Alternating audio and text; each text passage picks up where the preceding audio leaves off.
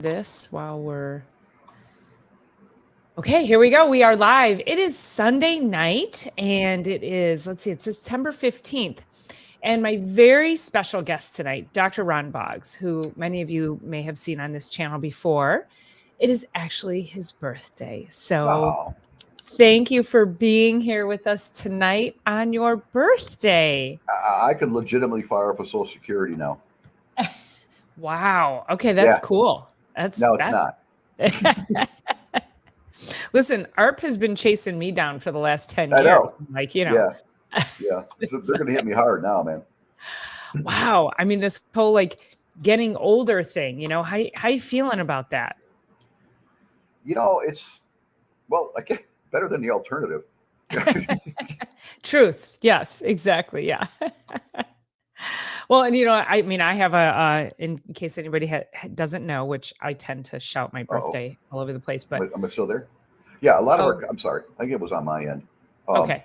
A lot of our colleagues that we've known forever have, unfortunately, haven't gotten to this point in life, and yes, I certainly hope that you do. Well, thank you. Well, I got 2 more days to get to my birthday, so my birthday will 3 days. Wednesday. 2 days. Yeah. Yeah, and Wednesday. So this is a really special day. Hey, Peace Squared. Hey, Laura. Nice to see you guys in here. Hey guys. Yeah, so we have Dr. Boggs here. I think you guys have been here when Dr. Boggs has been on before, and we're celebrating his birthday. So I wish I had some special effects that I do, but I don't know how to use them. Popping and like I know, yeah, exactly, and confetti and all of that. So, yeah, or just like a decrepit old man walking down the street. I don't care about anything anymore. The movie Grumpy Old Men, right? Yeah. Yep. That was that. Oh my God, that was perfect. And you know, I feel like as we get older, our fuse gets shorter, doesn't it? Right? Yeah. Like shamefully I admit, shamefully I admit my tolerance for a lot of different things, you know, has been reduced. I won't go into shamefully what those things are, but yeah, you know, like sometimes I'm like, oh, I can't believe that. But, well, that's awesome. So we got to celebrate your birthday today together. We kind of got to celebrate my birthday also. Dr. Boggs and I were at our annual. I'm sorry. I think it's on my end. I'm sorry. What are you doing? Are you not hearing me? No, I hear you. Yeah, I think it's on my end. For some reason, my internet has been kind of janky today. Oh, is it? When I got home, my power was out. So for whatever, it's a beautiful day. I don't know why it would be out, but it was out, and it came on like an hour after I got home. So you said you'd been having trouble with that, right? Yeah, something may be janky with my internet on that. Yeah. I have to call AT&T again about this issue. Yeah, well, and I'm having that issue where I'm using too much bandwidth. Apparently, Comcast is telling me I'm over my usage 3 months in a row now, and I have to look this up. This is crazy because again, you know, that doesn't make any sense. Yeah, I mean, I have a now 19-year-old, and at one point in time, it was her and 10 friends here, you know, for a whole weekend. Like, how does that not use up bandwidth? But now, you know, it's just her and it's me, and her friends come over, but they're not, you know. Oh, and I think I said too that during COVID, we didn't go over our bandwidth. So how, you know, when we were home all the time. So, you know, I don't know. I'm sorry. I'm pretty sure it's on my end. Yeah, you keep kind of skipping and stuttering. Not your picture keeps my stopping. picture. Yeah, I can see when it's going to happen because I'm looking at myself on the screen right now, horrifically, and I'm thinking, well, I just stopped and I'm still talking. So, is it like it's like max headroom? Yeah. That's awesome. So I was driving home on 94 today, right?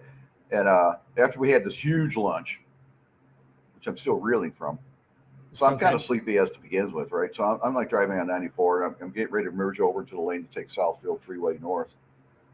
Yeah, and this guy just like starts slowly kind of like going across into my lane. It's like he wanted your lane. Yeah, and the back of his car was like at the front of my car, like maybe this far away. So I'm like, yeah, here we go. I knew I wasn't going to make it to 63.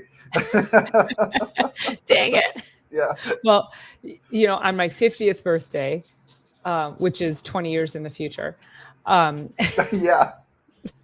My you already spilled my age, man. Right? I know. My girlfriend, I went by my girlfriend's house and she said, "Hey, let me take you for a ride in the dune buggy."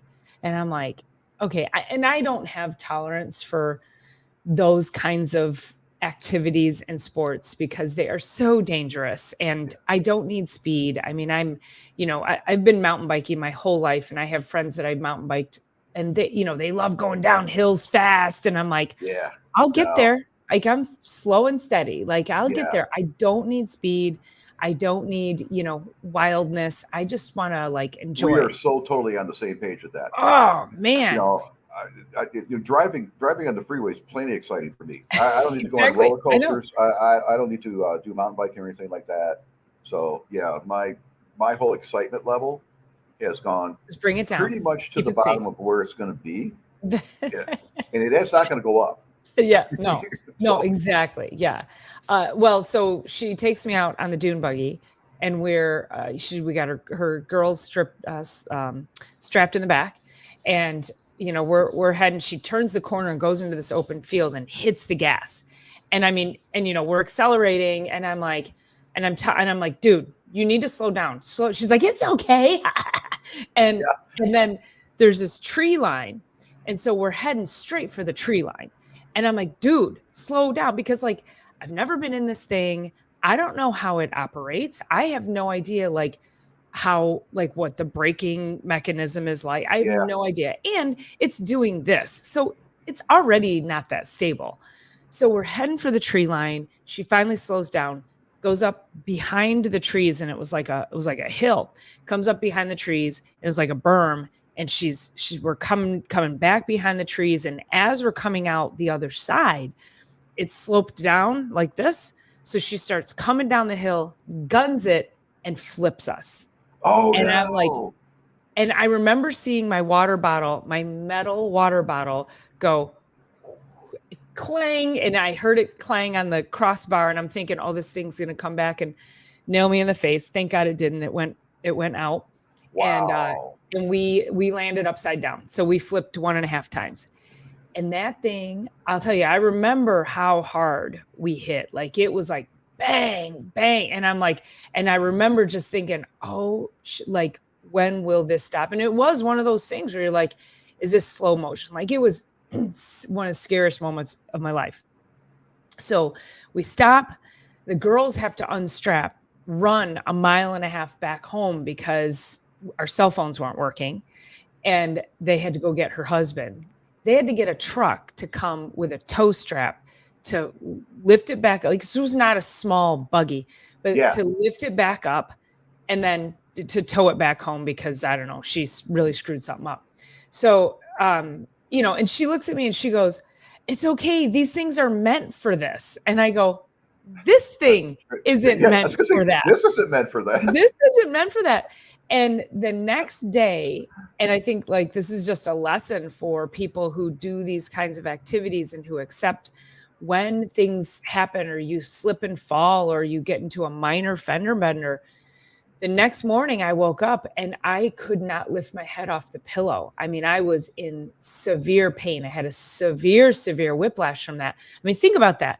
We're going, 30 miles an hour, hauling, and then you hit like a G-force. It's probably not a G-force, but you know what I mean? It's like you just hit that and the spin was so fast and just slamming you into the ground.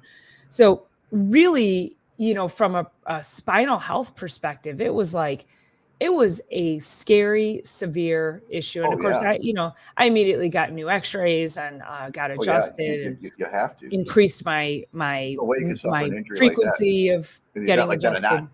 And not have things change, right? Yeah, exactly. So, and so again, it's like, when you're in pain, like, what do you do? And that's what we're calling this episode is how do we heal ourselves holistically and what kinds of things interfere with that. And so Dr. Ron and I were having some conversations over the weekend, and I said, "Oh, I see you got to come on the show, on Sunday." And so fortunately we were able to the seminar ended in a timely enough fashion for us to get home. Close. And it was close. It was close. Yeah. Mm-hmm. So, and that's the thing, when people come into our offices and they have pain out of nowhere, it's usually oftentimes because they did something months, years prior and did things over and over and over again and just said, "Oh, it'll get better," right? You wake up the next morning and you're like, "Oh, I'm so sore and I can't lift my head off the pillow," and you just go on with life like that, not thinking that this is going to have a detrimental effect in the future. Then you end up in our offices and you're like, "I must have just slept wrong." It's not how you slept. It is not how you slept. I actually, not to promote my own office swag, but I've got t-shirts that we sell that says, I woke up like this. Oh my God, that's great. That's great. So like, 35 years of practice, man, I've heard that I don't even know how many times. I just woke up like this. Funny. It's like, I'm always like, I'm making fun of you. Okay, I'm making fun of you. Yeah. The body can adapt to the enormous amount of damage, right? Until it can't. And then that's when we start getting problems. It can compensate. It can do amazing things. Like say if you for whatever reason you drop a right sacroiliac joint, right? So all of a sudden now your pelvis is unlevel. Your body won't let you walk out a gravitational plumb line, right? So what it will do is it will start to bend your lumbar spine back to the other way to bring you back to a plumb line. So you look like you're straight, but you're not. It's an amazing amount of adaptation the body can do, and of course that adaptation that takes several months, if not a couple of years, to happen. And that happens too from a sagittal perspective. Yeah. Right. So if there's a curve in the neck, if you get an injury and there's a curve in the neck, the head will automatically right itself so that you always see level on the horizon. Right. Correct. But then, so the neck is going like this, but then the head is going like that. And that's causing a lot of tension and nerve irritation way up here. And that, I mean, think about that. If it's actually like this, which you don't recognize that it's like this. I think it's the primary source of migraine headaches, right? For sure. The upper two vertebrae, as we both know, are very mobile. They move easily. They're odd shaped. So, basically, I guess evolution over a period of time decided that mobility was better than stability, right? Turning around, being able to see predators, whatever, was better than just being stiff but solid. So those two upper segments, when you're talking about the kind of compensation you are, they will shift, they will move, and then all of a sudden you start pinching an irritated, or get an irritated nerve right up through here, pinching it, and those nerves, the first three, go right back up into your head. And that's where a lot of cervicogenic headaches come from. You think, I never had these migraines before. Well, you do now. And let's talk about why. Yeah, and you just said too, your body's ability to adapt. Dr. Erica Peabody and I talk about this on our show on Thursdays, Chiropractic is Sexy, all the time, where we talk about the body's will to live and to get to the next day. When you think about how incredible the body is at surviving, let's just not even talk about thriving, but surviving. Just hanging on. Yeah, when you look at people who are so destructive to their health, don't exercise, don't sleep well, eat like complete garbage, smoke, drink, vape, like put all this garbage into their bodies. It's a lot of extra stress. It is a lot of extra stress above and beyond what it's already dealing with. They're overweight. Yeah. And then but the body still survives, right? The body's will to live and get to the next day. It adapts to keep you alive.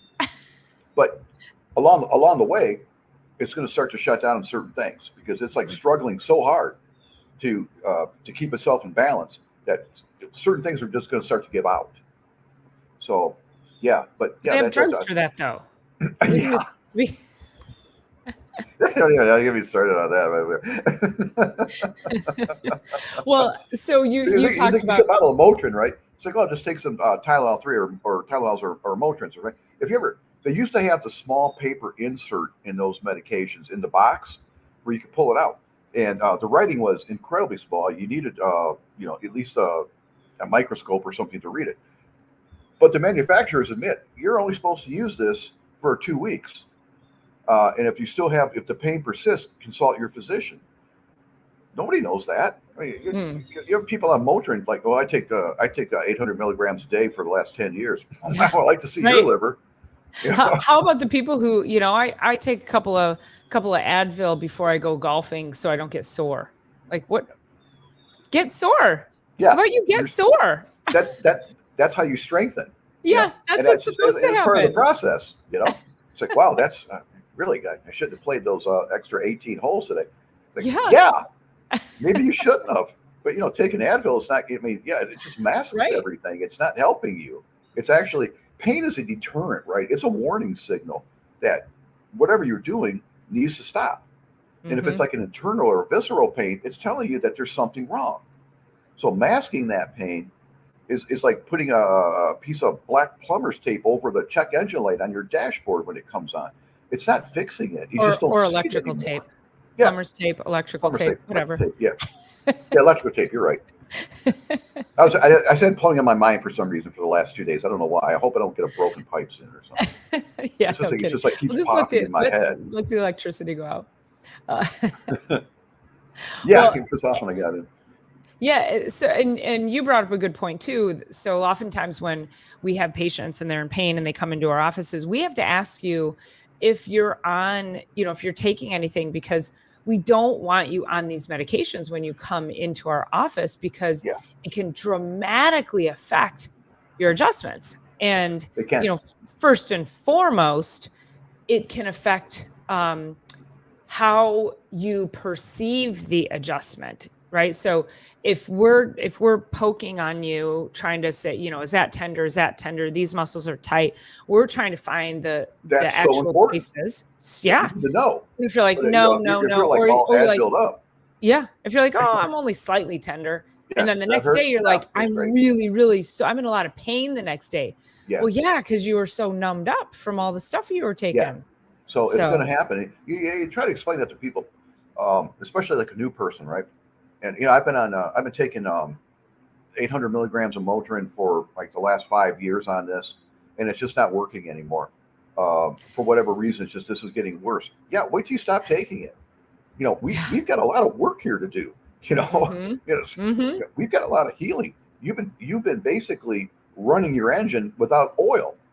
You just block the engine light, or to change the oil sign or something like that, right? So now we've got all this detriment that we have to take care of, and it's not going to happen overnight. I wish it could. If I could click my fingers and fix everybody, I would. I'd be on the cover of Time magazine. But it doesn't work that way. Bazillions, right? Yeah. Well, talk a little bit about that. When you brought that up over the weekend, when people are taking those and how that affects their actual adjustment. Yes. So painkillers in general, a lot of the stuff that you get, if they say they have a lower back strain or something, right? You go into an urgent care and it's really bad. The first thing they'll give you is like muscle relaxants. I don't know why, but they do. That's like the worst thing you could possibly have. And just taking a side on that real quick, your heart's a muscle too. And it affects your heart. So it decreases the way it functions. So especially if we have somebody that's on the heavier side, that heart's working already overtime, pumping blood through all that adipose tissue. And it's working overtime. So if you start to relax it, and now you're setting yourself up for like Strokeville. But going back to the original thing, we need the body to be able to respond to what we do.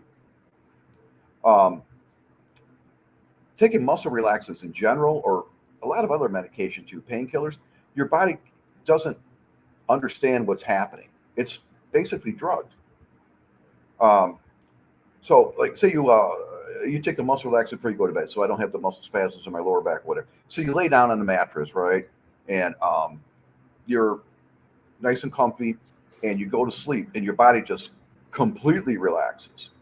So whatever deficit you have underneath you or behind you, your body's just going to sink right into it. That's one of the traits of deep REM sleep is your body just completely lets go. So if you have your head like say the mattress is here, you've got a pillow that cocks your head to like the opposite side or something like that. When you sleep, it's just going to go even more. So that's where the whole "I just woke up with this" kind of thing comes from. And there are a lot of other things out there will do that too. There's as we were talking over the week, there's a bit of a super increase in like rapid, and I'm not against it, marijuana use to help relax and sleep. The gummies I get if you need that, but understand you really need to fortify your position when you go to sleep. It sounds crazy, but that will just completely relax your body. And all of a sudden, your normal innate resistance to like gravitational forces is gone. And I don't know if I probably should look up the data behind it, but it certainly makes you fall asleep, no question about it. So does a glass of wine. So does magnesium. But we tend to be very deficient in magnesium. So magnesium can have a benefit in that it can help us relax, and it can help us get into different stages of sleep. But we're not deficient in CBD. We're not deficient in THC. And Right. You and I also had this conversation about if you're smoking it, it doesn't matter. That's not okay. To put any kind of smoke or vapors into your lungs, it's not okay. And you can lie to yourself and tell you, but it helps me. Okay, then find another way. Find another way to introduce it. To take it, and because you're not doing yourself any favors. The alveoli in your lungs, right? And we both know this, are like one cell thick. That's where the oxygen blood transfer occurs, right? Yeah. One cell thick. And one cell thick is not even like, it's not even that. It's a nano of this business card, right? One skin cell thick. Pretty much it. So if you're inhaling a lot of smoke, those alveoli are going to start to scar over, and all of a sudden that transference is gone. And over a period of years, that's why we see a lot of people with was it emphysema? Yeah, COPD. They call it COPD these days. Right. These days. COPD. I don't think I've heard the word emphysema in forever. It's just I feel like is that like lumped in with COPD now? Yeah, I'm 62. I remember when an okay cholesterol level was 250. Oh yeah, right. Now it's 180. Well, let's talk about that real quick. Do you want to dive over into that? I know we're talking about natural remedies for pain, but I think it's important to look at how the medical system has evolved to get you to take more medications so that you're convinced that natural remedies are not the way. So go ahead. Oh, sorry. I was volleying back over to you. Can you hear me? Yeah, I'm sorry. Yeah. Okay. I glitched there for a second, but I'm back. I didn't lose completely. So when I was coming out of college, I did fitness testing and cholesterol testing. That was one of the things that I did as one of my first jobs coming out of school. And the number, so 250. So they wanted you between 225 and 250 on your total cholesterol. That was the normal range. And then many years later, they moved it under 220. And then now they want you then it was 200. 200, yeah. And because what they kept saying was, we can sell more medications this way. And the studies that came out for cholesterol testing or for high cholesterol, those studies are actually, they report there's a relative risk and a, oh my gosh, help me out. Having a blank. Been too long. It's man, sorry. So it's the risk relative from one group to the next, or it's the risk based on like overall. So for example, if you have two groups of 100 and you give group A the cholesterol medication and it reduces levels for two people in that group, Absolute risk. There you go. So absolute risk versus relative risk. So if it reduces 2 people out of 100, and this is how the numbers are actually interpreted. This is how the numbers should be interpreted. This is not how they were interpreted and reported. So that's a very distinct clarification. So 2 different animals. Yeah. So let's say group A gets cholesterol medication and it lowers the cholesterol levels for 2 people in the group. And then group B doesn't get cholesterol medication and then 4 people in the group, their cholesterol lowers because they've done all these other parameters. So the relative risk is 4 versus 2. That becomes 50%. So the way the numbers are reported is if you take this medication, you have a 50% reduction in heart disease. Actually, where's my camera? You don't have a 50% reduction in heart disease. It's basic. And actually, when you filter all the numbers out, it's like less than 1%. So is it worth it? Because also it causes cognitive impairment. It causes severe muscle degeneration. I've had people who've been on these statin drugs for long periods of time, and they'll come into me and they've got their legs hurt, their legs feel weak, they're not as active, they're in a lot of pain, they can't figure it out.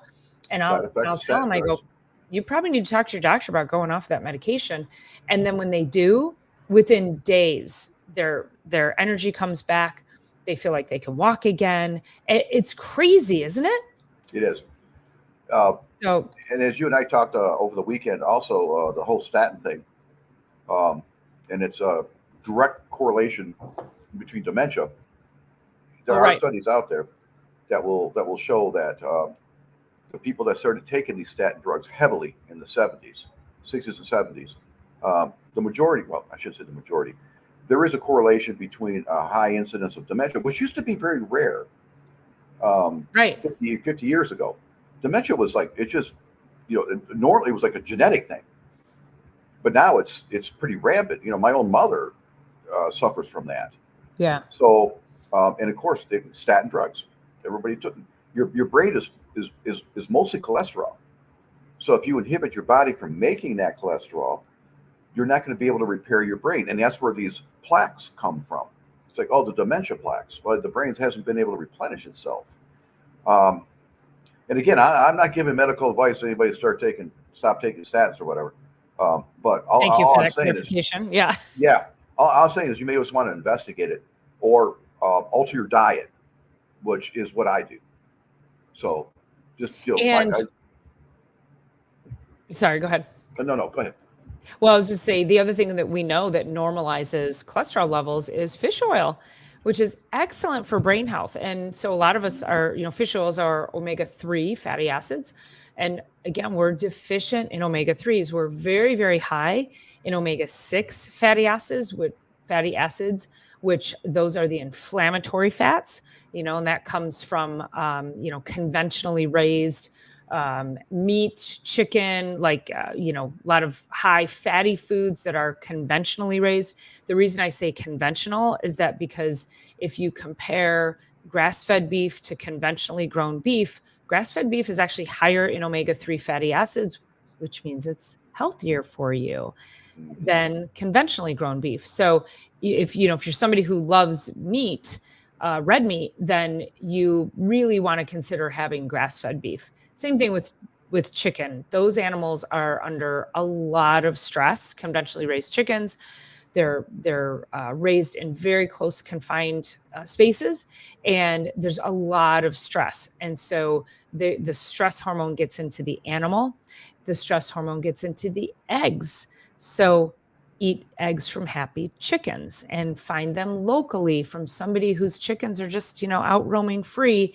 So you can have a good, healthy, the yolk is cholesterol, but is that cholesterol, is that good hormone in there, or is it from a stressed out hormone, a stressed out animal? So something gets caged and doesn't move around, or, who wouldn't be stressed? We may want to touch real quickly on the effects of vitamin B complex on the cholesterol as far as arterial plaques. Go take it. there's been hundreds of studies that show vitamin B deficiency will actually start an ulcerative process in your arteries. Your body recognizes that as a weak point. It uses cholesterol to start to plug that hole or ulcer. And over a period of time, if your vitamin B levels stay low, it's just going to continue to start to deposit this cholesterol plaque. And of course, when you look at it, from the outside, it's like, oh my gosh, cholesterol is clogging all these arteries. Actually, that saved your life. Yeah. It basically, it just goes back to a vitamin B complex deficiency to allow those ulcerative lesions to occur to begin with. So, this whole war on cholesterol has just really been, it's crazy. It's a moneymaker, is what it is, right? Yeah. Follow the money. Yeah, that's exactly right. Yeah. I mean, statin drugs. I mean, we talked about this yesterday. Put a survey up. How many people born in like 1972 or something like that, or 1962, all the way to 1990? I bet 50% of the people are on some kind of a statin drug from that and that age group. Was that the poll we were going to run? Was it? No, it was a tonsil poll. Yeah. Tonsils. That's right. That's right. Yeah, that's another good one. Yeah. We're. This is actually great. This is what we talk about when we get together. I'm not even joking. This is like we just go like way off the deep end. And we get mad too, right? Yeah. If you're in the room with us, we're usually like, and then, and then, don't even get me down that road. There's the whole tonsil thing. Did you hear about that? Yeah, the tonsil thing. Give the intro on the tonsil thing. Well, let's finish on B12. Let's finish on B12, then let's go to tonsils. Okay. Yeah. Because cholesterol is like spackle. It literally, like Dr. Ron said, it saves your life because when you have inflammation causing degeneration of the vessels and it causes erosions. And so you need something to come in and spackle that so that you don't. A wonderful way to place it. Everybody gets that. You spackle it. Yeah. You got to spackle the holes. Yeah. Great way to place it. It's not, so the more you try to lower your cholesterol, the less protective opportunity you have for your body to protect itself. And then you get put on blood thinners. And then, now you're that person that has all the bruising on your arms and your skin is really thinned out. You cut, I have patients who like the whole dermis changes when you're on blood thinners. Yeah. Or they'll barely graze against something and they'll bleed. I mean, it's crazy. Yeah. So that's why, a lot of guys are on blood thinners. They quit shaving. That's not why I quit. I just don't want to do it. Yeah. Yeah. So I like the beard, actually. I forgot to tell you. I think the beard's a nice change. Yeah. Well, thank you. I just don't want to do it anymore. It's like I don't buy shoes with laces anymore. So I don't want to tie my shoes anymore. I just.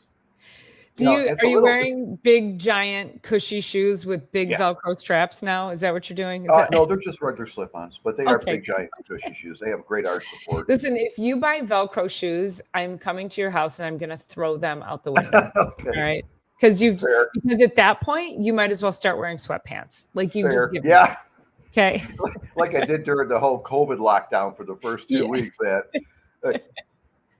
Well, I think we all did. I'll tell you this. I had certain rules that I decided I would have to do after like a week in lockdown, right? Because I was like losing my mind.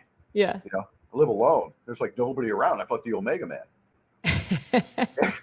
So I was staying up too late. I was sleeping too late. I wasn't exercising. So I came up one day. I was like, okay, so you got to start exercising. That's when I started doing yoga. Oh, okay. On YouTube. Yeah. Yoga with Adrienne.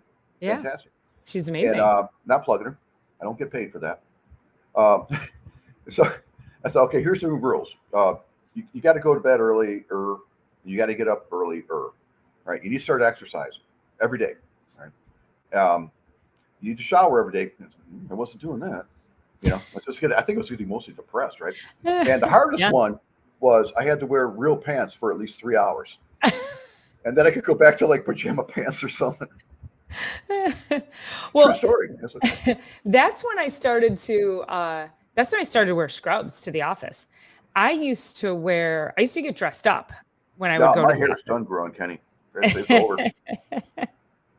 Yeah. My nose is good. I can. You want to braid your nose hairs? Is yeah, that... I can do that. Cousin Kenny. Yeah, because For anybody also in the we were chat who totally doesn't related. know, You would probably Ron and Kenny are cousins, and they figured it out here on this channel, on this show. So yeah, Yes, we bring people together. Yeah, during COVID, so I started to wear scrubs because I only had the office open 2 hours, 3 days a week, and I'm like, I'm not going to put my dress clothes on. I'm not going to do all of that for 2 hours. So I started, and fortunately it was summer, so I was just wearing my dresses as well. But yeah, and then I'd come home and I was doing exercise videos and motivational videos, and I was doing interviews with people, and so I had like this whole podcast kickoff thing, which I wasn't over on YouTube, which I should have been during COVID. Because who knows where this channel could be today, but it is what it is, so, but yeah, we put pants on it. Well, I don't put pants on. I have shorts on right now. So, yeah, that is your good. It's like, I won't tell you what I'm wearing, but I can't stand up. So.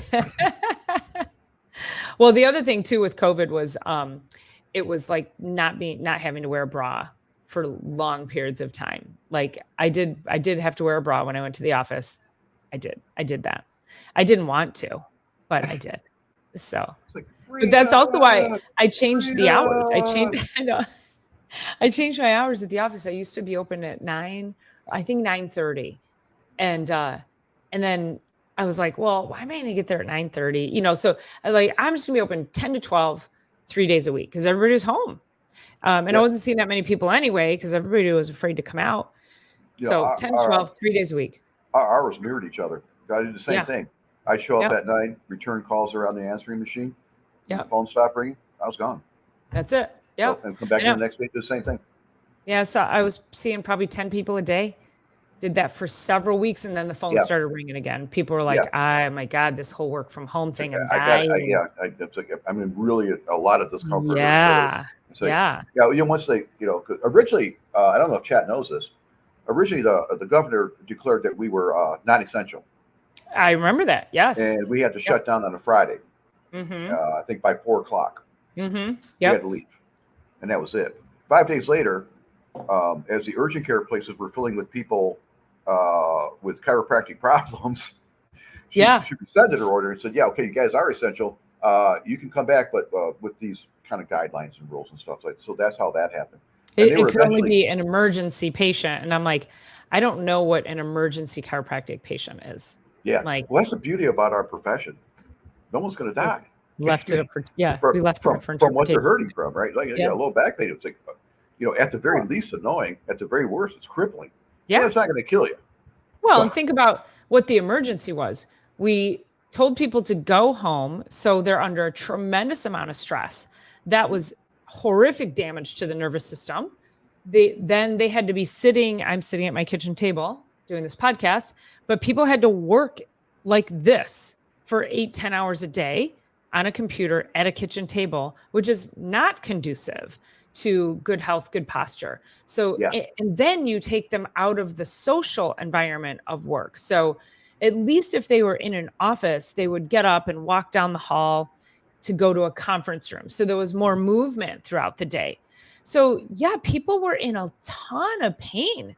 And so of course that's an emergency. These people, we needed to help regulate their nervous systems because we were in a freaking ridiculously made up crisis. Yeah, and people were totally freaking out. Mm-hmm. Your work from home thing was a great analogy. When you look at someone's office chair, right? It's ergonomic. It's got support here. It's got support there. And now they're at the kitchen table. Mm-hmm. Chairs that are meant to designed to basically sit in for 20 minutes, not like 8 hours. And just to have a meal and then get up. And then get up. Mm-hmm. I mean, nobody sits at the kitchen table for anything unless you want to do puzzles or something like I do. Right. But but that's only like a couple hours. So P Squared says the governor clearly never saw a chiro. Nope. I'm certain. I don't think so. I don't think she has. I don't think so either. No. she's not one of our big advocates. Let's put it that way. Yeah. No, clearly, for sure. We've Well, had so governors in the past that are, yeah. but this, again, I'm not being political. I'm just saying she's not one of our advocates. Well, and yeah, not to get political, but I did not vote for her because of the fact that she does not support chiropractic. She is also very much a proponent of mandatory vaccination, and I did not vote for her because of that. And guess what happened in the state of Michigan when we went into a pandemic, you guys? So this same person who was advocating for mandated vaccines for all school-age children prior to a pandemic got her wish that she was able to bring down the gauntlet on people on that. And I'm like, yeah, really, Kenny? The exemptions that were there forever, just removed. Exactly. Just took away the exemptions. Yep. Gone. Yep. Gone. Yeah. We are under the thumb of Whitmer. Yep. And there's a lot of people, this is industry is just like firing up those vaccines, man.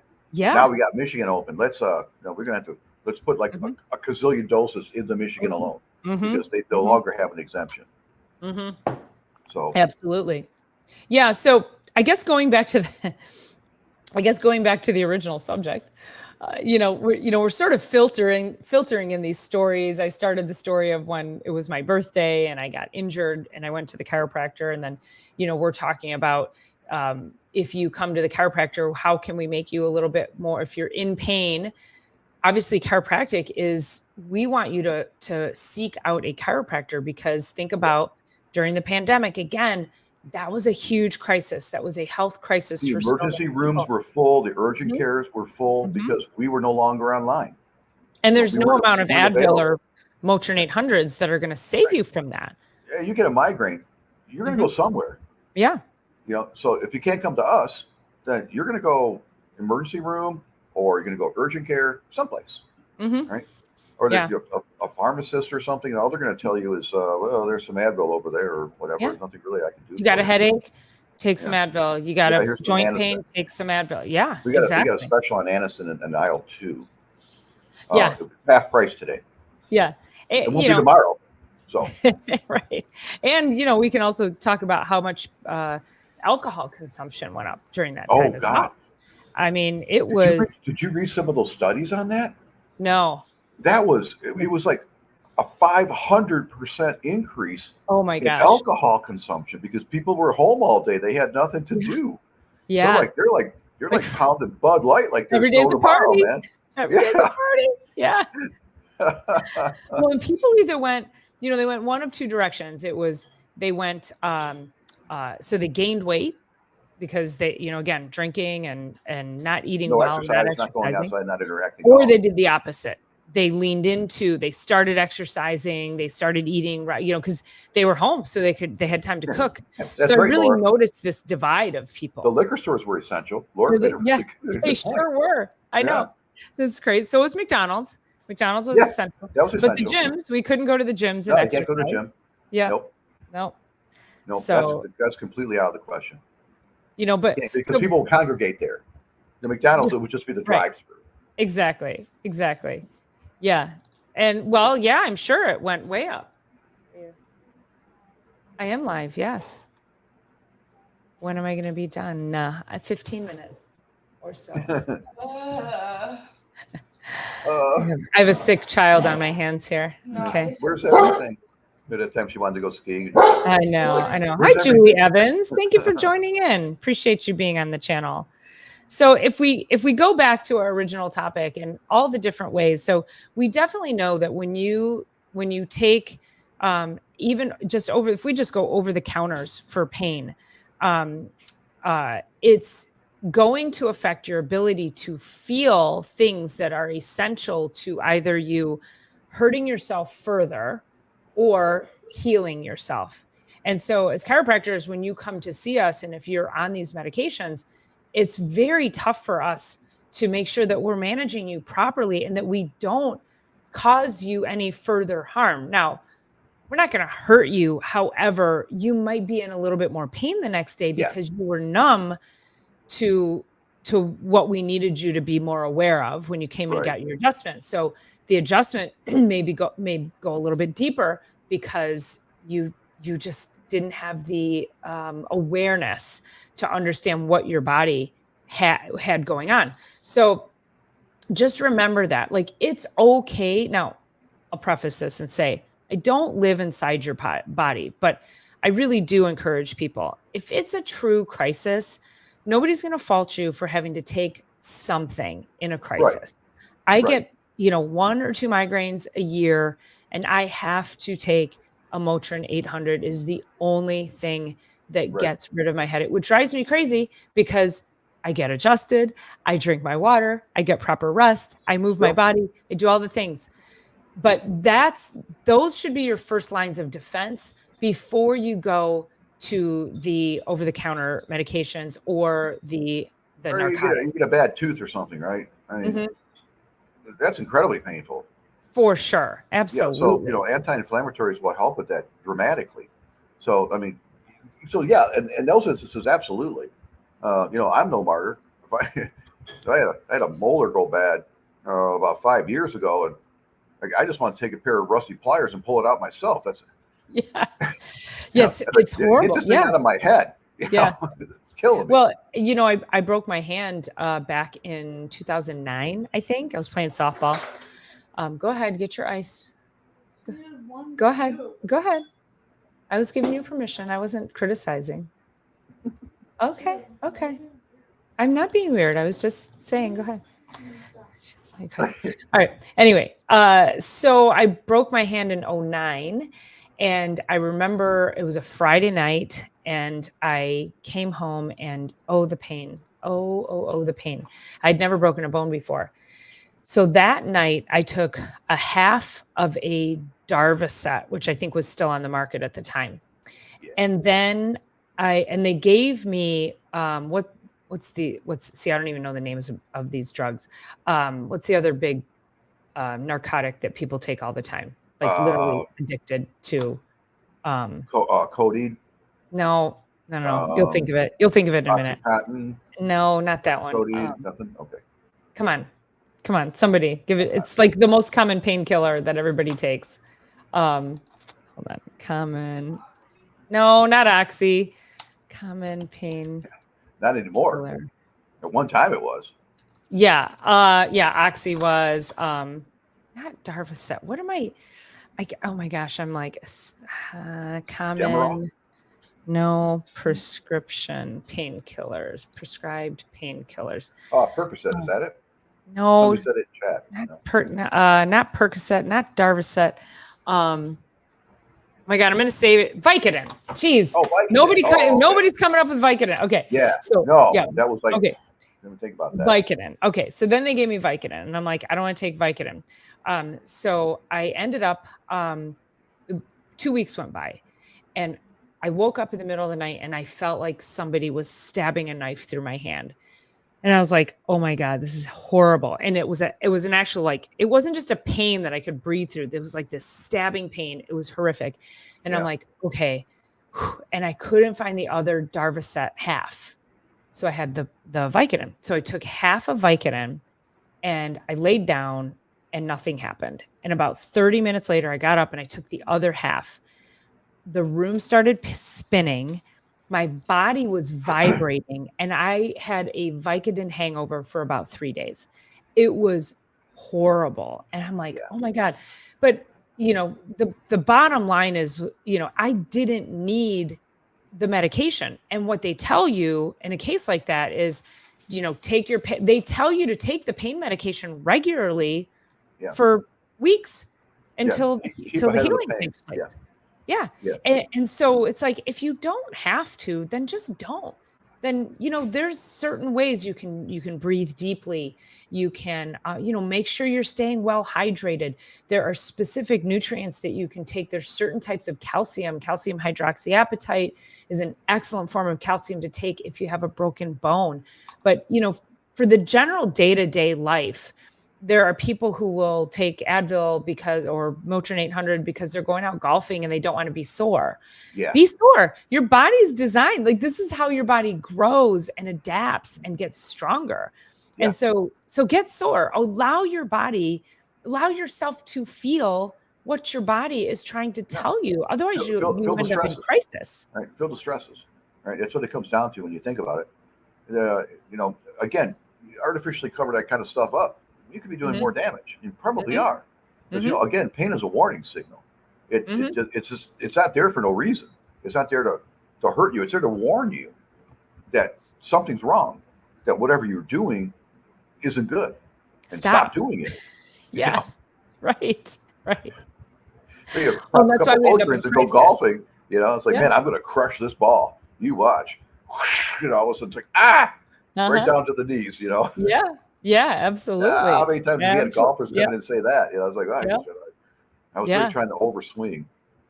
Yeah, I had this young kid that he came in. I mean, he was 25, 6, 7, something like that. And he came in and he'd been golfing and he took a swing and had a sudden pain in his lower back. And he came in and I was, took the x-ray and it evaluated him. And of course the doctors, I mean, his kid could hardly move, it was really acting much like a herniated disc. And, but about 2 weeks goes by and you and I both know that, especially in a 25-year-old kid, there should be some kind of shift. I couldn't get this kid out of pain. And, there's exercises and stretches and I have exercise playlists on this channel. So those are some other ways. Those are their first line ways. Like, we're trying to give you some ideas so that if you do get into a situation where you're not feeling well or you injure yourself, try other things first before you go towards the medications.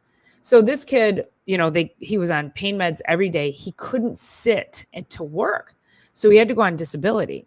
So 2 weeks goes by and I'm like, man, something's not right here. And so I wanted to send him for an MRI. His medical doctor was like, no, you're fine. His medical doctor refused to send him for an MRI. I finally, another week or two goes by and I go, listen, something, I'm telling you right now, in my 26 years in practice, something else is going on. Right. Because you're not shifting. By now. Right. He should have been responding. Honestly, after a week. Yep. So he ended up, I sent him for the MRI because his medical doctor refused to. We're now about 6-8 weeks later, sent him for the MRI. He had a fatty tumor in his spinal cord. Like, what? And that will not show up on x-ray. That does not show up on x-ray. Unless it's like really, really dense. Yep. Yeah. But probably not. Most lipomas like that are very translucent on x-ray. And the treatment, it's a non-surgical treatment. It's when I looked it up online, because I'd never heard of this before, it was a specific type of lipoma. And I looked it up online and it said the only treatment is through dietary intervention and weight loss. And this kid was about 60 pounds overweight. And I told him, I said, listen, we got to hit this weight loss thing hard. And he was like, yeah. And I don't, I haven't heard from him in many months, so I don't know what he ended up doing. But, it's like, again, all the things, if you are overweight, and that's one of the critical components to get you out of pain so you can go back to work and be part of life, why aren't you doing that? Right. Right. Exactly. So, yeah. And you and I have had the discussion before. Okay. There are some genetic predispositions to obesity. Yes. Everybody knows it. But the majority of obesity is just, when did you stop caring? What was the deciding factor for you to not do anything? Right. There's so much, which is actually very sad. Yeah. Obesity is, again, we talked about this in the past on this, diabetes, cardiovascular, pulmonary issues. I mean, it just leads to so many things. Once you have a diabetic problem, it's like you're automatically put on insulin, and now like your treatment options for other things in the future are severely limited.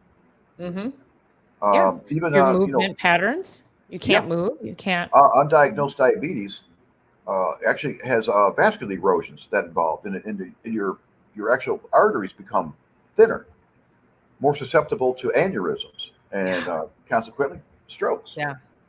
And then Because of guess that, what? Your cholesterol goes up, right?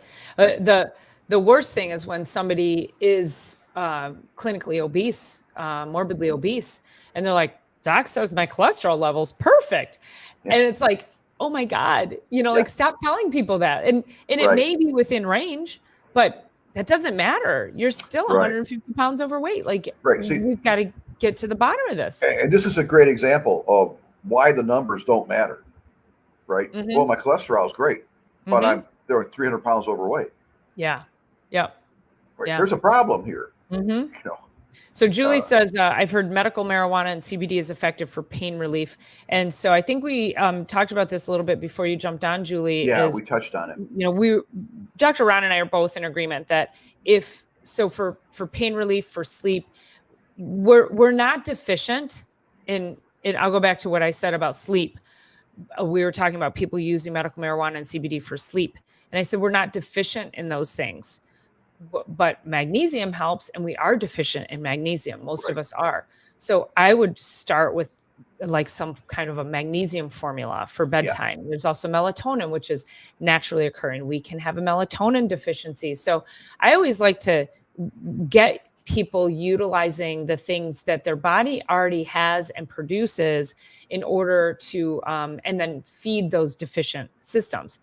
And Dr. Ron and I are also both in agreement that if you are smoking anything to get the medical marijuana or the CBD, that is not serving you at all. You're doing no, more damage than that's actually anything. detrimental. Yeah. You And may get the effect faster mhm, through smoking inhalation. But again, we talked about the paper thin, one cell thin alveoli. Once they're scarred over, they're scarred over. It never comes back. yeah. Yeah. And again, So yeah, scarred for COPD. life. Hmm. Yeah, Yeah. it's just the way it is. They Hmm. never regenerate. They just that's it. It's written in Hmm. stone. It's So one of the few areas of your body that doesn't regenerate. yeah, Regenerate. A it's liver, scary, isn't it? amazing. Your skin, Yeah. amazing. Yeah. Alveoli, not amazing. Yeah. Once they're Yeah. gone, they're gone. And So you can't. and There's no replacing it. yeah. So again, not from medical marijuana and CBD using it for pain relief. A lot of people will use CBD creams. A lot of people use the gummies for pain relief, and it does help. I understand that many people utilize it and get some benefit for pain. Going back to though, if you are taking it prophylactically to prevent pain, that's not okay. Yeah. You need to be very in touch with what your body's needs are. And some people are taking this stuff every single day. Now, Yeah. And we're not talking about the population of the people that we are talking about today is the general population. We're not talking about terminally ill cancer Right. patients. Like Cancer patients, stuff that like is that. not, Yeah. do whatever you need to do Yeah. if you're in that situation. But we We're talking we about want the to keep recreational you. use, right? Yeah, Or we that's need like to I need to keep you sleep, out of there. you know. Mhm. So yeah. So I hope that was And a again, long as we way of talked, answering your question. when you have that kind of a I don't want to say drug, but that kind of a chemical in your body, it artificially relaxes you to the point where it's like, oh man, I got the best sleep that I've had in a long time. It's like eventually it's going to kind of catch up to you because you're going to need to have more and more because your body will start to filter that out quickly because it recognizes it as a foreign substance, not like magnesium Right. or melatonin, which your body recognizes as a necessity. Hmm. THC is a foreign substance. Hmm. So, and your body will start to filter it out, and it's very good at that. So, over a period of time, that's why a lot of people say, "Well, I started on 50 milligrams of Percocet, and now I'm up to 350, just to be comfortable." But your body's adapting to it. It's filtering it out. Hmm. It Hmm. recognizes it as a chemical that's not supposed to be there. Hmm. So Uh, I want to tell you guys something. So a lot of people don't realize this. So CBD works on what's called the cannabinoid system of the brain and the body. So we have these receptors. They're called cannabinoid receptors. And so they can, if you have, again, it's like a lock and a key, and you take something that is a cannabinoid and it goes to that receptor, that's how it helps. So it'll hit those pain receptors that are stimulated by the cannabinoids. But here's what most people don't know. They think that only CBD is a cannabinoid, but guess what? Or marijuana. So here you go. Here's some other cannabinoids: spices, cinnamon, clove, oregano, and black pepper. So cook with those things. Make a cinnamon and clove tea. That would be way better. Echinacea and rue, that's another herb. Echinacea is, we have echinacea tea throughout the winter. Helichrysum and liverworts. I don't know what kind of plant liverworts are, but helichrysum is actually, we'll diffuse that in the winter. We have that here at our house. We do a lot of diffusing of essential oils, and helichrysum is one of the essential oils we diffuse. Broccoli, kale, and their sprouts are cannabinoids, and chocolate is a cannabinoid. So there's so, and you guys can look this up online. So if you can start to fuel your body with other types of foods, herbs, and spices that hit those cannabinoid systems, then you may not need to dose as much with the artificial things. Now, not to say CBD's, I know it's a natural thing, but it's kind of the same thing. It's like, try to get all your nutrients from your food and then supplement, but don't try to out supplement a poor diet. So that's really what I'm trying to say, is that if you're eating like crap and you're not drinking enough water and you're not getting your sleep and you're not moving your body and you're using anything, a non-steroidal anti-inflammatory or CBD or medical marijuana or any of that, then you're trying to out crap your diet. You know what I mean? Like, like get the good stuff on deck, then add that stuff in later. Change your lifestyle habits and improve what your body needs, fill its fuel tank, and then you can bring that stuff in if you need to, but not in smoking form. Right. The smoking form is never good, even though it's more immediate, and the whole Cheech and Chong thing, right? Yeah. Right. Yeah. You still get some effect, from gummies or edibles of some kind. Mm-hmm. Just try to stay away from the smoking thing. It's nothing good comes from it. Mm-hmm. If you need the THC levels that quickly, it's gonna have to wait 20 minutes. Yeah. I mean, how bad is it that you can't wait the 20 minutes, right? Right. I mean, going for a walk. Normally, you go to bed at like 10 o'clock or something like that. Do your gummy at 9:30. Yeah. Right. It will totally be in your bloodstream. That way, you don't have to burn one like at 9:55 to get the same effect. Yeah. And who wants to sleep with the smoke? Yeah. Dude. And so Rick says magnesium levels are okay for me. So I understand that you say that they are okay for you, but magnesium is one of those nutrients that pretty much just about everybody's deficient. Now, when you say they're okay for you, I would assume you're going off of a traditional lab, and those lab ranges they're just too wide. And this is important, Chad. She's exactly right. The medical magnesium level lab tests aren't even anywhere near what they should be. Right. So if Dr. Paula does a lab analysis on you, for sure, believe me, so I would take it anyway, and it doesn't hurt. Yeah. Right. Yeah. And Rick, with having a history where you've smoked that much, he smoked 60 cigarettes a day, and super happy for you that you were able to quit. It couldn't have been easy. But no, it's not. Though there are heavy metals in those, there are just horrible toxins in cigarettes, and everyone knows that. You can't tell that to a smoker and have it make sense to them. They know it's bad for them.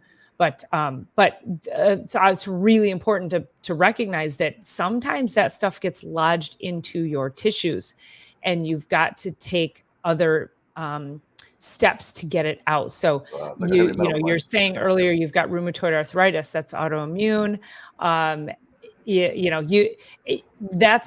That's a gut toxic load issue until proven otherwise. period. So, yeah. Yeah, there's a reason why your RA levels are high, Mm-hmm. and it starts. Mm-hmm. It's a reason why your body starts attacking itself. Mm-hmm. There's always a reason. It just Yeah. doesn't happen out of nowhere. There's a reason. Right. You're designed to basically not only survive but thrive. I hate saying that because it's so cliche. I know, survive and thrive.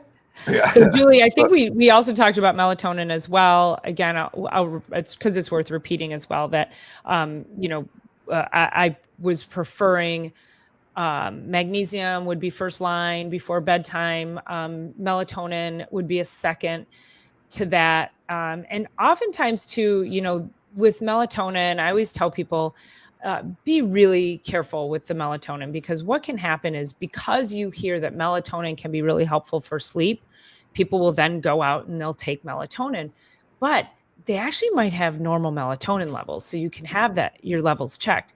And if you take too much melatonin, it can cause horrific nightmares, like terrors. So just make your whole sleep cycle pretty wacky.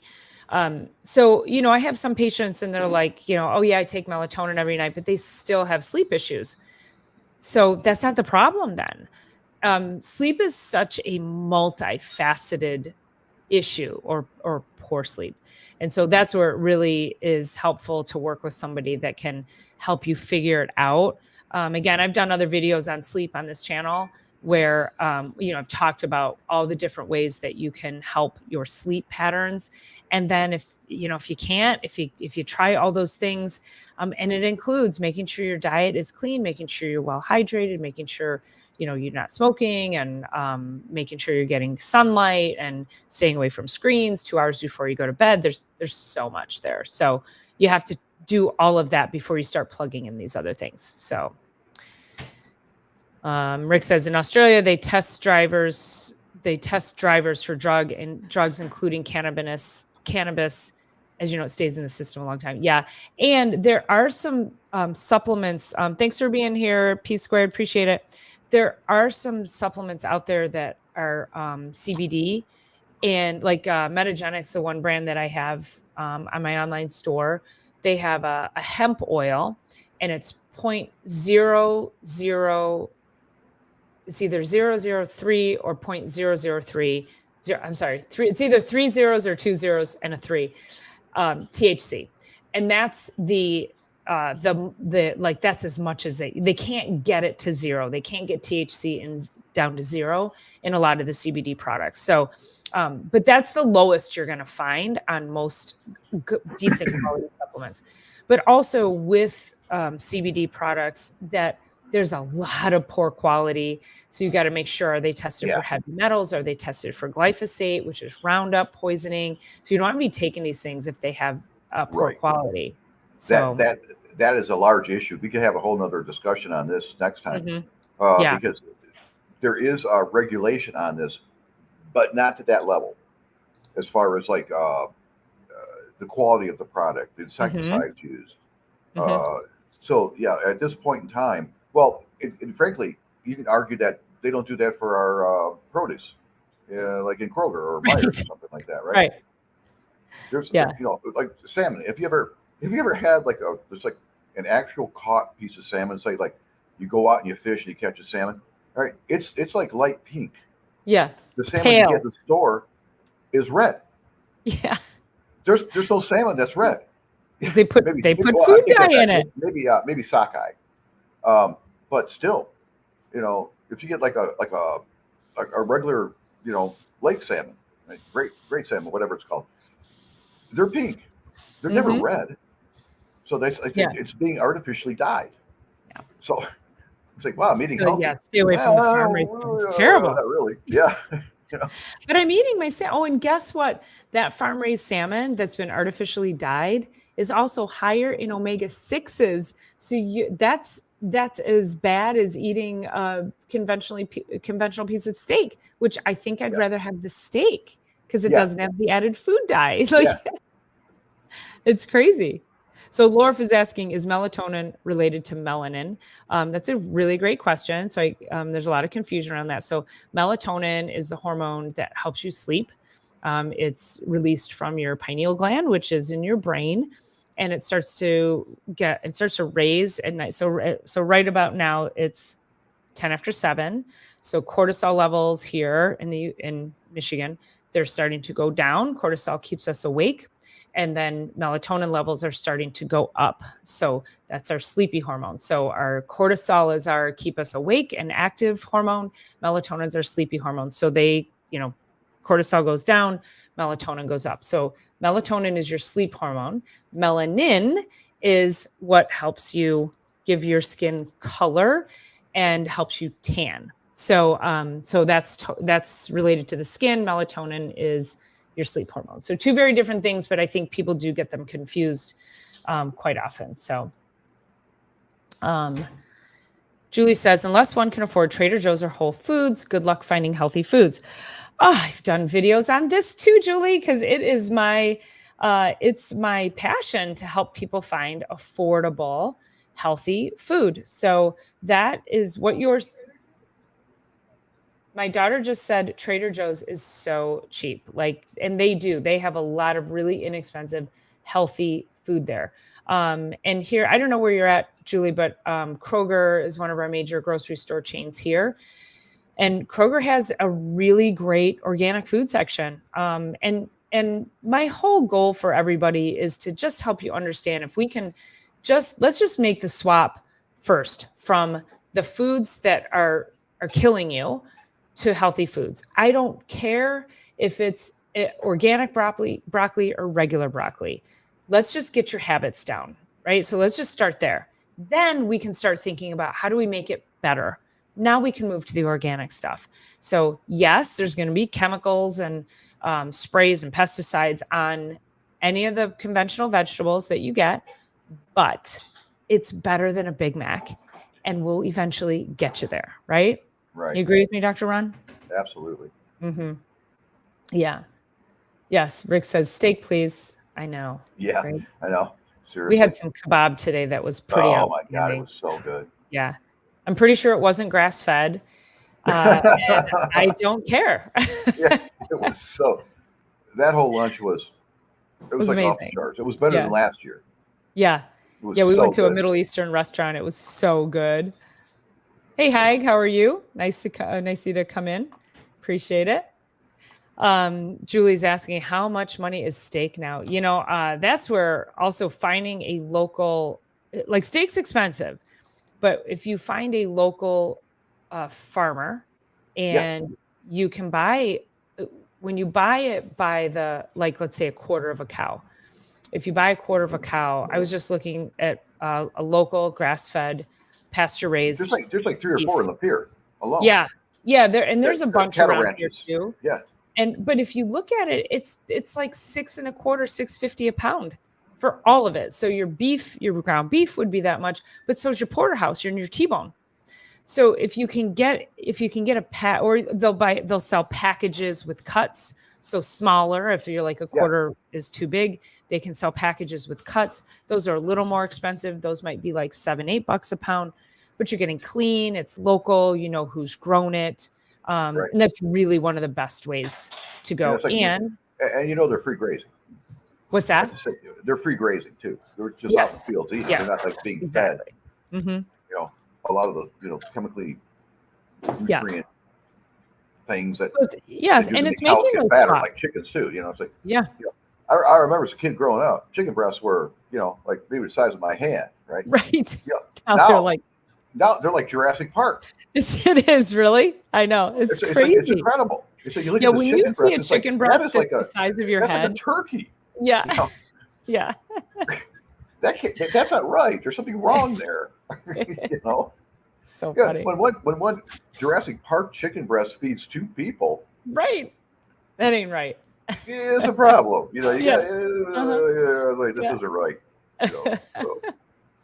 So Rick says, watched a nutritionist yesterday. Whole meal is better than Wonder White, but all the additives. Bread in general has so many additives, and there's if you're into bread making at all. I mean, I started making sourdough a few months ago, and it's a bit of an obsession. I haven't made much during the summer. I've been making it, but I've been turning it into pita bread. So I've been doing sourdough pita bread run. So, and it's outstanding.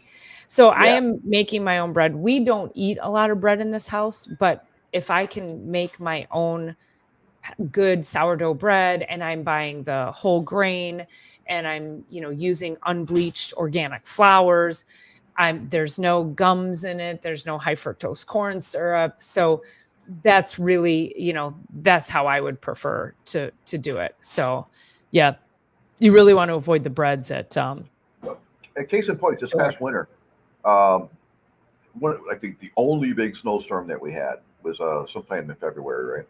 Happened on a Friday night, and it was kind of like blanketed through Saturday. Anyway, that's when my mom called me and said she needs groceries. It wasn't the Wednesday before that when I was over there, right, visiting with her. No, it's during the snowstorm. Well, there's Hannah. Hey. Say hi to everybody, Han.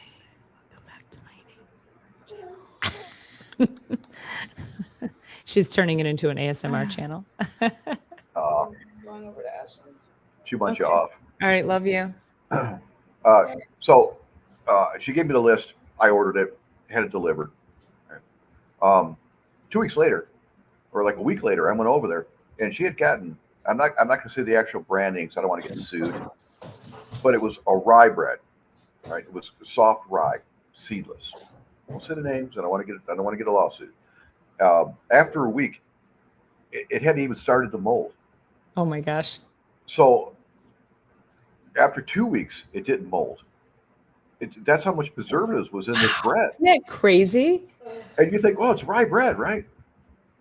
It was unbelievable to me. Yeah, it's not. So then I started like counting the days. I'm like, this is like day 16. Hey, Mom, does that bread have any mold on it?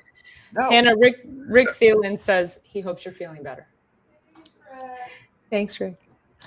Yeah, it's crazy, isn't it? Hannah ate an apple one time, and I knew it was just a regular, conventional apple, which I try not to buy. But, again, it's like one of those things. It's like, I'd rather have an apple than a Snickers bar. So we bought the apple. So she ate the apple, and she was in the living room, and I didn't know, we don't always go into the living room. So I don't know. My 3-4 customized cup. Let's see. What is it? Right. Oh, look at that, Ronnie. Love it. So I go in there, and the core is sitting on the table in there. And I'm like, she ate that apple like 4 days ago, and it still looked like a fresh apple. So I took the core and I set it up onto the windowsill. And I was like, I'm going to see how long it takes for this apple to turn brown. Remember when apples turn brown? Oh, immediately. Right. You take a bite out of them. 5 minutes later, I mean, which is why you have to pour like lemon juice. Right. You make like an apple salad of some kind, right? It was crazy. Nobody else would eat brown apple. I think she finally threw it away, but it was up there for months, and it never changed. And it was it was kind of rubbery. It was almost like rubbery. It was really weird. So what they're doing to our food, I mean, all this stuff, it's so inflammatory to us. Have you even seen some of these YouTube videos on people that are like putting their fruits and stuff? This one gal cut into a watermelon, and it was like a membrane inside. It was tissue. Ew. Yeah, really? It wasn't like a regular watermelon. You have to look it up on, it's like membrane watermelon or something like that. And then all these other fruits and vegetables are just like, that's just not right. And so I'm thinking these may be the GMO stuff that's starting to flood the market, right? They got watermelon membrane. It's like watermelon that just it was disgusting. Let's see. It looked like skin. Like that's so meat. Bizarre. Have you seen well, I've done that too, where I've opened up a watermelon and it should have been fresh, but it was like, it looked fine on the outside, but it was just nasty. Yeah. Yeah. Yeah. Here, you keep talking. I have to make sure the dog didn't go run after her, but okay. Talk to the people. So not only the watermelon that this gal had, it looked like chicken skin. but it was red. It was just like it was the most bizarre thing I've ever seen. And then somebody actually cut the bottom out of like I'm not going to say the actual name, one of those juice bags. And what It's a fell juice out? bag. Yeah, the juice things, like you put Like a juice box? Yeah. Oh yeah, juice box. Okay. Yeah. So the actual bag. I'm not going to say the name of it. Okay. I don't get sued. Okay. And they cut the bottom off, and what flopped out looked like a piece of fish skin. Oh, disgusting. Yeah, and then it did it to the next one. Same thing. So you just have these little bags, right? You stick the straw in, kid sucks it up. It's like you never see what's inside. Wow. That's so gross. Yeah, I'm like, oh my god, this is like, Oh my God. this is like way over the top. Yeah.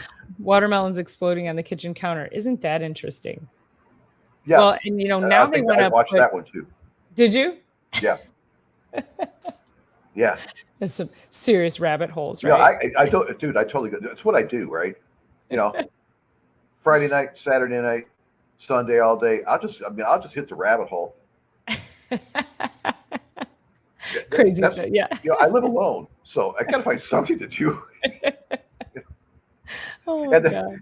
And then I'll text you about it. Did you see this? Right. Yeah. Dude, check out this video. Yeah, it's incredible. I did send you a video of my garden. Did you see my haul today?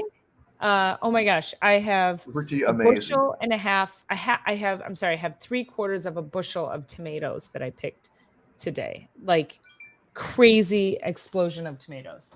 They're so beautiful. So just so it's on record, chat, we talked over the weekend about starting to make cheese. Yes. Does anybody make cheese out there? Yeah. Yeah. So Dr. Ron and I are going to start making cheese. What do you guys think? I did finally found a raw milk source. So I'm super excited about that. And I think that would be super fun. So yeah, I'm going to like that. Mm-hmm. Mm-hmm. See if we can get the whole brie thing down. It's all about the consistency. So that's going to be our winter. That's going to be our winter activity. So So stay tuned for that. We'll bring you guys back. We'll make it simple. Yeah. Apparently that's like an easy thing to make. Is it? Okay. Apparently. I was so it was like when I got home after the summer, I was kind of like I like a super sharp cheddar. Yeah. I like a white cheddar. Yeah. All right, we'll figure it out. So. All right, it's 7:23. It's getting close to my bedtime. What do you think? Yeah. Before we log off, okay. Because I'm gonna mention this because I know Dr. Paula won't. Part of the seminar this weekend was a type of adjusting technique called Gonstead. And there was a facilitator there that was, the Gonstead guy. And not everybody can do Gonstead. Dr. Paul is really good at it. I'm horrible. Thank you. But she adjusted the guy that was teaching how to do this. And he came up and said, that was the best Gonstead adjustment I've ever had. So there. I wanted to say that because I know you wouldn't. I appreciate it. I'm going to correct you slightly. So there was another doc. I didn't adjust the instructor, but it was another doc who'd been in practice 40 years. And he says, nobody can get it. Well, and I'll say this too, that I started practicing the Gonstead technique when I was in chiropractic college because I just felt drawn to it. It's very it's probably the most difficult adjusting technique to master. It's just that way. It's just the way it is. It takes a while. It's very precise. Effective. Yeah. So and that's the thing. People have told me over the years, they're like, nobody adjusts like you. I can't find a Gonstead doctor. And so if you can find a Gonstead doctor, then that is really you're going and Ron's been in practice 40 years, so he definitely knows what he's doing as well. But it's just a unique, 35. a unique technique. So so I adjusted this guy who's been in practice for a really long time, and he said, he was like, "Oh my God," he goes, "that thing's always locked up. I can never get anybody to adjust it," and that was one of the best adjustments I've ever had. So I was like, "Yeah." So thank you for mentioning that. I appreciate that. Yeah, no, I'm just like, wow, that was great. Thank you. Because I used to teach Gonstead. I that's the thing. I started practicing it in chiropractic college. Then I became the president of the Gonstead Club, and I would teach Gonstead to the to any, we in the club, anybody who wanted to learn. And then I would even go up to Life West. So I went to Palmer West in San Jose in California, and the Life West Gonstead Club would invite me up there to help teach them. So, I really dove into it. It was really, I'm super happy because it's so principled, and again, it teaches you how to be super specific. And you definitely have mastered it. No thank doubt. you. Yeah. Thank you. I appreciate that. And Rick, to answer your question real quick too, I canned 96 jars of salsa last week. So yes. Yeah. I got 2. So, and yes, I gave Dr. Ron 2. Yep. So, yeah. So describe the Gonstead method. So Dr. Clarence Gonstead, he was an engineer. And so he looked at everything from a structural perspective. And then he figured out movement patterns and structure. So just because, like, if somebody has a scoliosis and it curves like this, doesn't always mean you need to adjust the area of the curve. It could be something way up here in your upper cervical. It could be something down low in the sacral area. So it's a system of analysis. It requires x-rays, because we look at those x-rays and we look at how the spine is rotated, how it's real specific analysis. Very specific analysis. The Gonstead analysis. Totally different than anything else. Yeah. Well, it's like similar to like CBP, which is chiropractic biophysics. I feel like I feel like I could have gone into chiropractic biophysics, which is, it has a lot of that postural analysis, the curve analysis, I mean, we think about how when the body goes out of alignment, and if it's like, let's say this is the spinous process here, right? So let's say this is one of the bones in your back. It could be slightly turned that way. It could be really turned that way. It could be dropped way back. It could be tipped. And we look at all of those, and it could be really tipped and slightly turned. It could be more turned and slightly tipped. I mean, so we look at all of those little nuances to be able to determine what's going to be the maximum effective adjustment for you. So, so there are a lot of docs and I have friends who adjust like this, and I had to stop going to them because it injured me. And, Dr. Ron and I have a dear friend who's no longer on planet Earth who used to adjust me, who, he just wanted to adjust everything on me, and I would leave his office and my neck would immediately lock up because he was adjusting in a way it was making it worse. So if it was rotated right, he turned it more right. So there's that. So and that's an issue. It's an issue. Yeah, definitely. It's a big thing. Because we're talking spinal biomechanics. It's a game of millimeters. Mm-hmm. You don't have to move anything like dramatically 2 or 3 inches, right? You just want to move it enough to bring it back to where it's supposed to be properly articulated. Right. And sometimes that's 2 millimeters, 5 millimeters. Yeah, that's why the digital X-ray system I have measures everything in millimeters. So we know how far off center we are and how much we have to move it. And then you do a re-X-ray and you go, check that out. That's so cool. Look what we did. Like the greatest learning tool ever. It's amazing. It's like when my headaches are gone, let's take a look why, Yeah. Look at this. Woo! We put you back in alignment. Raise that roof. So the adjustment videos on YouTube, I'm going to answer this, and then Ron, I would love for you to chime in on this. No, I'd love to. I've read that question. I was waiting. This is a good one. I'm ready. Yeah. So, is it the growing up in chiropractic? What's that? Is it the idiot in Texas that Laura was talking about? Do we know? I don't know. There's a lot of idiots on there. There's a lot of idiots. Like this guy in Texas. All right, you go first. Dangerous. Really? Oh, with the whole towel around the neck and putting his feet on the end of the table and just. Oh yeah. Frankly, that's how you kill somebody when they hang. Yeah, it's crazy. I chimed in onto his comment thread, and I was on my board of regents for 15 years of the college I graduated from. Reviewed curriculum that is taught nowhere on the planet. I don't know where they come up with this kind of crazy shit, Mm-hmm. but they do. Rick says, "Yeah, that's the guy." He's talking about, yeah, that's the guy. Yeah, I thought so. Yeah, Yeah. that's the guy. He's got so many people go there just to be horrified that all of a sudden his hits go way up, and now that's like, oh, that's the chiropractic thing. No, it's not. This is No, the it is not chiropractic. Nor is it specific. Can you imagine what Dr. Gonstead and BJ and Dee Dee Palmer are thinking at this point? Oh my God. Rolling over in their graves. I'm surprised he's not being haunted by BJ Palmer at this point. And the thing is, people watch this, and like you said, they're like some people love it, but they don't understand that's not chiropractic. Oh, it's not. Yeah, it's dangerous. I have some adjustment videos on my page, but you'll see how I've got people. I'm adjusting them strategically. I'm adjusting them. What's that? Very specific. Yeah, and I have a whole video also that I've done about how we ID separate segments to be adjusted. Yes. We don't do the shotgun method. We're very specific. Yeah, which is why our results are through the roof. Mm-hmm. Yeah, if you have a doc who's adjusting everything on you, that's not you might feel great coming out of there, but it's not corrective. Right. You really need to get to a corrective place.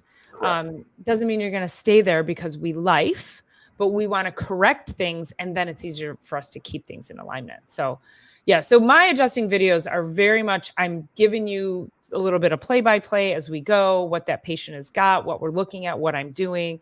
I've got another video where I've actually shown how different hand placements on somebody's back. So you know how people will say, well, the doctor does the same thing on everybody, but I showed how, well, this person, I could be on the sacrum, I could be on the SI joint, I could be in the fifth lumbar, the fourth lumbar, it all looks the same, but I know where I need to be. And so I'll do videos like that just to help people have a better understanding that it's not all the same. And some of these guys, like there's one YouTube channel, and I don't know if it's the guy in Texas or not, because I'm not sure. But this guy, like every thumbnail on his page, his chiropractor, he's got, like grappling the patient's head, and the patient's like these, like he's ripping their friggin' heads off. And I'm like, I had to unfollow the guy because I'm like, I'm sorry, that's just sensationalism. You're using fear tactics, and it's bait. It's clickbait, right? Like, no, we're not doing that. Yeah. And I would be surprised if the guy in Texas is clickbait, honestly. Oh, probably. Yeah. I just can't believe somebody would actually do that. Yeah. Well, have you ever had the Y strap done on you? No, never. Okay. Would. Nope. So I had it done accidentally. Now, people, you guys, you have to understand, people ask us about this all the time. The Y strap is what Dr. Ron's talking about. Pretty much every week, I get at least one question. And this thing, it goes around your chin and it locks your jaw shut so you can't talk. And then you're pulled. So you're on your back and you're being pulled and tractioned. I didn't know what was being done to me. And this was a fellow chiropractor. And I was I couldn't get rid of my migraines. And he's like, and I kept saying, I feel like my head needs to be tractioned. He's like, oh, come on in, I'll take care of it. So he puts this thing on me, and I thought he was just going to do some gentle traction. He kept pulling harder and harder. My mouth was clamped shut and it was pressing here. So I couldn't vocalize anything. I was trying to tell him to stop because it was hurting. And I was trying to wave my hand, and he started laughing. And he was like, I don't know what he thought I was doing this for, stop. Yeah. And he didn't stop. He yanked, and I got a shot of lightning to my fingertips and my toes. It scared the freaking bejesus out of me. I sat up. I immediately started crying. And he's like, why are you crying? And I laid a slew of profanity on him. And I was like, what the bleep did you just do? I can't believe you didn't tell me what you were going to do to me. I was so mad. And he goes, my patients love it. And I go, no, they don't. I guarantee you, they get up off this table and they leave and they never come back. They don't like it. Not at all. No. They'll say because they, they'll say because everybody wants to please their doctor and stuff like that, right? Unless something really bad happens. Yeah. Yeah. But yeah, no, they don't. They don't. Yeah. But I hear stories like this. It's terrible. I just passed what I consider the aneurysm test, because if I had an aneurysm in my brain, it would have popped right then. Yeah. That's how frustrating stuff like this is. Yeah. It was crazy. And it's like, and I'm so mindful when you come into my office and when I adjust you, whether you've been adjusted or not, if you're a first timer sitting in my chair, I will walk you through it. And I will tell you, listen, we're going to do a dry run. I'm going to walk you through it. I'm going to have you breathe. This is what it's going to feel like. And then they exhale and I go, and right there is where I'm going to tap you. I'm like, you okay with that? Yes. Okay, great. Let's do it live for real. You okay? Yes. Okay. Take a deep breath. Like the patient has to know what's coming. Yeah. I mean, there should be no surprises. Right. You can't scare the crap out of people. It's terrible. Nobody has ever been adjusted before, especially their neck. All the horror stories that they've heard in their entire life and from friends and families, like, oh my God, no, don't let them do that. They'll kill you. Right. That's why. We got idiots like this in Texas, and that idiot that adjusted you, just facilitating that. Yeah. Yeah. So you got to walk people through. It's like, this is what's going to happen. My fingertips are going here. I'm going to slowly, gently, very gently just turn your head a little bit and bring it backwards. And then you're going to hear a little pop and click, and then we're done. Right. Yeah. And it's like, gone. It's over. People are like, oh, it's like, that was easy. Bad. It's like, yeah, that's not what I was expecting. Well, if it's done right, you shouldn't hardly even feel it. Exactly. Yeah. You should feel a little shift, you'll hear it in your head. A little. Because it's internal, and that's it. You don't need to go, like we're in like WWE SmackDown, right? You might as well get like a folding metal chair and start smacking people on the top of the head like Randy Savage. Yeah, no kidding. Yeah. You're going to get the same result. Well, and probably you've heard this too, growing up in chiropractic, and when video first came on, the elders of the profession were like, don't ever put videos of chiropractic adjustments. It's terrible. It scares people. It's this and that. And I bought into that for a while. Now, I do agree that you're talking about this guy in Texas. I don't know who you're talking about, but I've seen enough other ones that, yes, if done properly, you can truly show people the art of chiropractic. If done improperly, you can scare the crap out of them. Exactly. So I have no problem. There's a real fine line, right? Yeah. That's what you're saying. Yeah. It's got to be done correctly. It's got to be slowly. Like I love we're just going to do a test run. This is going to happen. That's perfect. Yeah. So and all of a sudden now it's not a surprise anymore. Yeah. Well, because I have patients who come in and they want me to use the activator, which I have in my office. It's a little clicker device. A lot of people will request the activator because it's just non-force. It's still relatively effective, but they'll say to me, well, I had a bad experience. Can you use the activator? And I will say to them, can I just, do you mind if I set up on you and show you how gentle I can be with my hands? Because I adjust 2-day-old babies and I can be very gentle. And if you don't like it, I will absolutely use the activator. But can I just show you how a non-violent adjustment feels? And they're like, well, yeah, okay, that's reasonable. And then they're like, oh, that was fine. That's it. Yeah, let's do that. Yeah. But the activator is effective, but it takes longer. It does take longer. I really do think it just takes longer. Oh, 100%. Yep. So and again, a cervical adjustment, neck adjustment, done properly, it's about as dangerous as looking out a window. Right. Yeah. It's just it's just all the stuff you read in the, like the mainstream medical stuff is like, oh my God, no, it's like they'll give you a stroke or whatever. Not true. Statistically, those are caused by people in the medical profession that aren't trained to do what we do. They're the ones that cause that. And all of a sudden everybody's figures are lumped in, like osteopaths. God love them. Yeah. But adjusting or manipulation. Because it's the rotary brake. They rotate the head. Manipulation is something it's like you can take it or not. You don't have to, right? Mm-hmm. It's a choice. Mm-hmm. So if they come out of osteopathic school, when they used to be really good at it, like the old guys probably Yeah. are, like me. Well, the younger people, no, it's an elective. You don't have to take it. So you get Well, somebody in that's there, it's what, like, oh yeah, I can just do this, and all they're doing is like what I call, the shotgun method. yeah. It's horrific. When That's they why would people call get it hurt. rattling bones, right? Yeah, You don't want to that's why just people rattle get hurt. bones. If you We're talking. rotate, like that's where people will get into a chair and they'll rotate and they'll hear clicks and pops. You're just taking the facet bones on the back of the spine, and that's all Right. you're hearing. That's all you're doing. But, You're breaking and up especially fixations. with Gonstead, that's one of the things that drew me to Gonstead was that we're actually pushing that bone forward and setting it back into the spine. Like that's what we're doing. So, but if I just rotate, I can't help a herniated disc if I'm just doing a rotational adjustment. If Right. I take that bone and I go and I set it back into alignment with all its other friends, It's a proper juxtaposition. yeah, it's so cool, right? And it would like just automatically would just go there.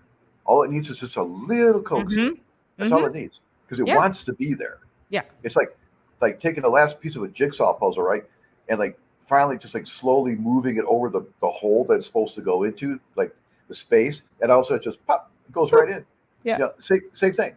Perfect. If it's done properly, again, this is a game of millimeters. Right. So when you got guys, wrapping straps around people's head and yanking the daylights out of them, that's Crazy. that's not specific. That's harmful. Yeah. There's gonna And be if you want to long see term, no good's gonna come from that, man. no, I agree with you. I don't know how they're not harming more people, so but yeah. And Rick, Probably if are. you You just don't go hear to about my Well, we would. probably people just aren't going back, right? Right. That happens to you once. Yeah. Well, Rick says you're- it's for the you're a views. perfect Yeah, example. that's it. It's for the views. Are you really helping people? No, not at all. And if you want to see most of my adjusting videos are a lot of them are shorts. So just go into my shorts feed and you should see some there. Or you can go into the chiropractic playlist. There might be the shorts chiropractic playlist. You could see some there. And let me see where go to. Laura, I'm sorry that happened to you. A lot of chiropractors stay away from cervical adjusting because it's very specific. What Dr. Paul was talking about, again, it's a game of millimeters. You really have to be good at adjusting the neck. Lower back, mid back, there's leeway there, right? Your cervical spine, your neck, you really got to know what you're doing. And that takes years to really get the feel for it. When you graduate, you're trained and stuff, but still, Yeah. And even with the lower back, I've got a good friend of mine who was adjusting me. And I can't go to him anymore because he grabs a hold of my hip and he rotates me. And all he's doing is popping the facet joints. And I need somebody who can take that fifth lumbar and push it P to A, push it forward. I don't want it just to do pop, pop, pop. It's got to, the adjustment has to have a depth to it. And you've got to have somebody who can really get that set forward back into the spine. And so there's not a lot of people who can do that. But that's where being specific and putting your hand on the right segment. If you want to adjust a fifth lumbar and your hand is out here on my hip bone and you're rotating my hips, you're not adjusting. Yeah, that's not going to do anything other than make noise. And then there you go.